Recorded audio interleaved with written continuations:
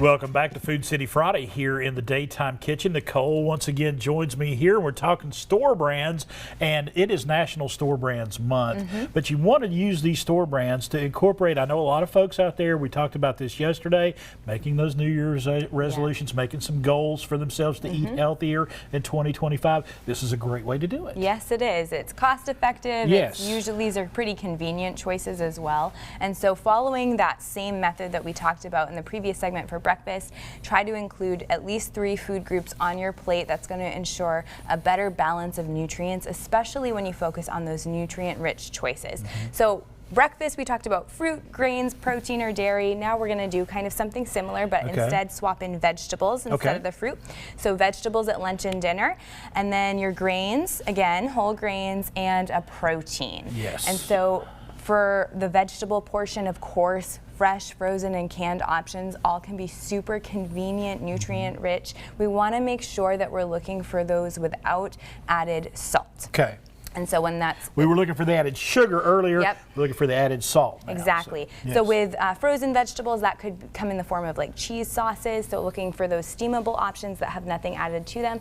And then when it comes to canned, you can look specifically for low sodium or no salt added. I, of course, love recommending our Pick Well program to kind of guide them toward easily identifying those better for you choices. And then another store brand in our fresh department is going to be Basket and Bushel. And so I love these because they are washed, chopped, kind of ready to go vegetables. You can add to a quick stir fry or salad, really whatever you like, or just pair it with a dip for snacking. Yes. And that Basket and Bushel is, I mean, when you see that label, you can be rest assured that it is high quality. I mean, it is really, really good produce. Exactly. And for grains, of course, of focusing on those whole grains, pasta can be a great option. I know a lot of people don't tend to think of pasta when it comes to improving eating habits, but whole wheat pasta actually has a good amount of protein in it. A lot of people don't realize. And it tastes good too. I like it. It tastes good, or you can do a little bit of a swap. If you don't love it, you can try maybe half and half with the whole wheat and the white, but it's also going to provide fiber, which is good for our gut health, lowering cholesterol and managing blood sugars,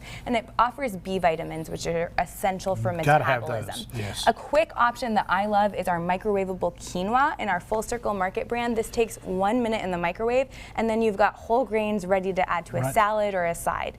And then finally, when it comes to choosing those proteins, aim to incorporate lean proteins from an animal-based source, seafood, and then plant-based proteins as well. Don't neglect those. They tend to be really convenient in canned form. So beans, lentils, chickpeas, stuff like that. And then for frozen salmon, this tends to be pretty quick to cook in the oven for like 8 minutes or so. I want to hold that up there because the packaging on these, vacuum sealed, individually vacuum sealed, so if you need to take out portions, you can. You don't have to get a large fillet and worry about that. You can just do one at a time or make it for a family if you prefer that. Shrimp, again, great for stir fry, pasta dishes, easy to make, and it's fully cooked. And one thing I do want to point out, and the thing is reading labels. I mean, you were talking about watching for sugar, watching for salt.